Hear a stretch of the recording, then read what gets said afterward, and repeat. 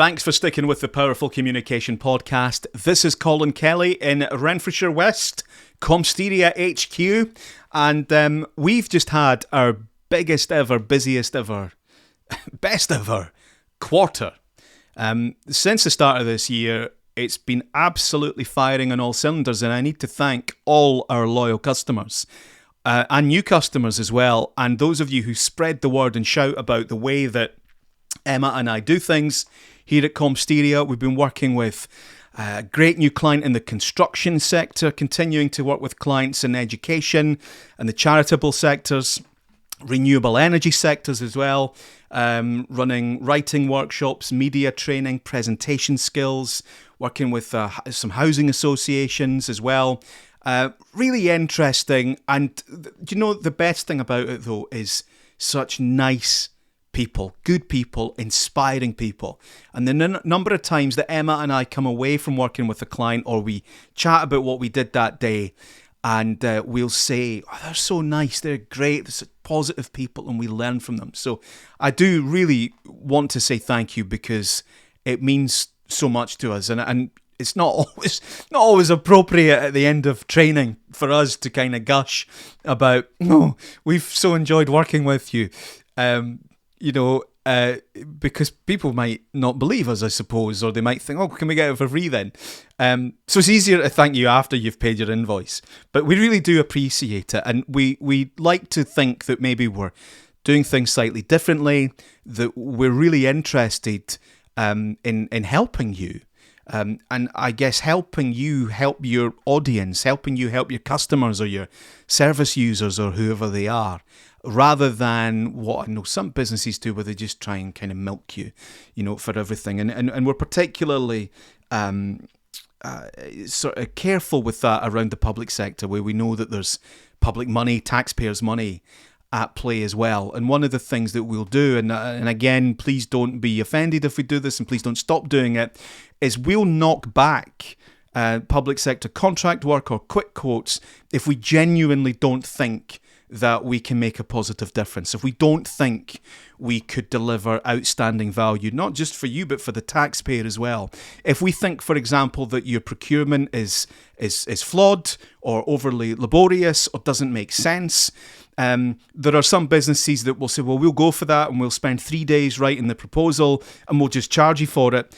We'll not do that. We would just come back. And we've done that with a couple of clients recently, and we always try and explain why, so please don't be offended by that. But we really are, and our success is really down to being ruthless around value for money. That's what the whole business revolves around, and sometimes that makes for decisions that other people might not always understand. But anyway, that's what we do.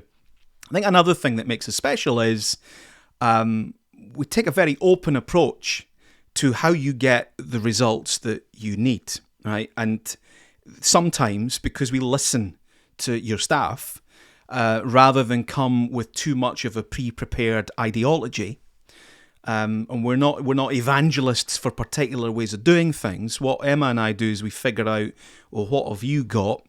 How would you like to do it? And we try and help you kind of bring that together and guide you along. So recently, I've been doing quite a few writing workshops recently, and there was a few people on the courses who had a real gift, a real knack, and a real interest in creative writing. So quite often, the client will get us along, and it's, well, we want to write press releases, or we want to write blogs, and it's all this kind of factual, non-fiction, corporate writing. And that's fine. We can do that. We can show you how to do that. We can bring that to life. We can give you lots of formats and techniques for real good quality, business writing, PR type writing.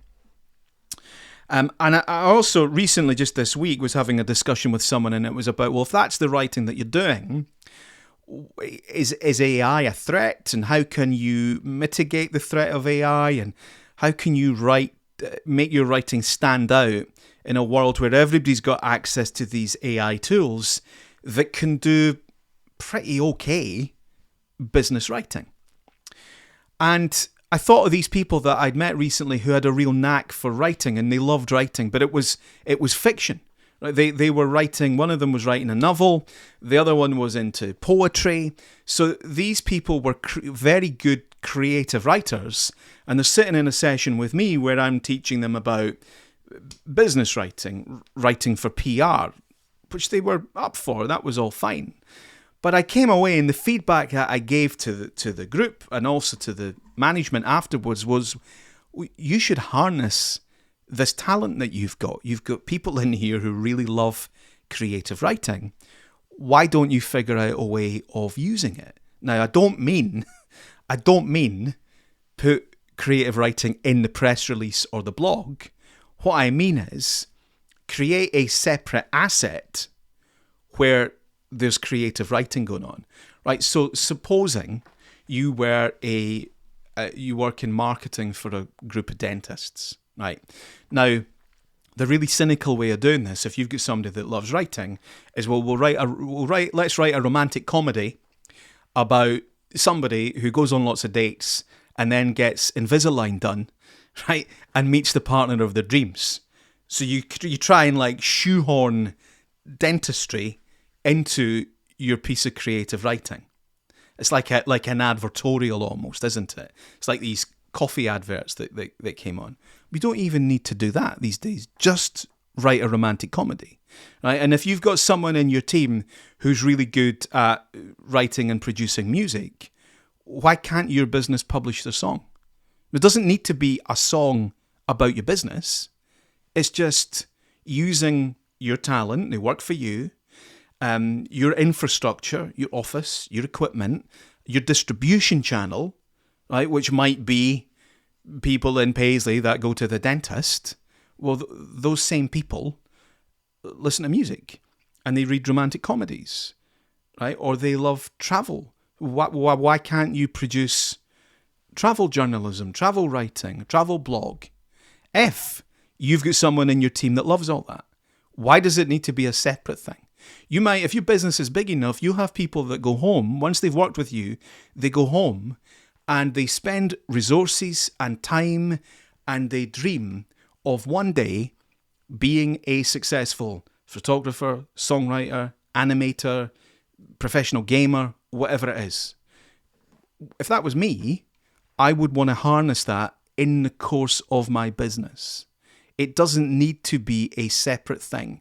And I think the mistake a lot of businesses make is they think, oh, okay, I've got someone here that's a creative writer. Oh, I'll get them writing something creative about our business. Or here's somebody that can produce music. Oh, well, we need to make a song about our business. No, you don't. Just make a song and put it out. And if you don't have that talent, go and find somebody who does, right? If your business has got, if you've got 5,000, 10,000, 20,000 followers on Facebook, guaranteed that those people, they will read something this evening and they'll listen to music this evening. Why can't it be yours? Why can't you give them that? Why are you spending time in marketing departments, brainstorming and busting your gut, trying to come up with new and interesting ways to talk about, dentistry, widgets, whatever it is? And yet you tell me when I come in, you're saying, oh, well, we just want awareness because the rest will take care of itself. Well, just start giving them other stuff then. If you've got people that can make it, you've got infrastructure that supports it, and a distribution channel that can deliver it, you've made it. You've got everything you need. You just lack the fuel. And you've got people going home at night using the fuel on an unrelated, unconnected project. Bring it all in-house. Figure out a way where they can keep some sense of independent ownership of it. It's still theirs. They can still monetize some of it. It's still their intellectual property, but it's you that's enabling and benefiting from the reach. To me, it's a no-brainer. It's Red Bull. That's all Red Bull is. And look at the value of their business. You don't need Gary Vaynerchuk, you don't need an agency, you don't need a miracle, and you don't need to work harder. All you have to do is listen to the people who are already around you. So thank you very much for listening. Have a great day.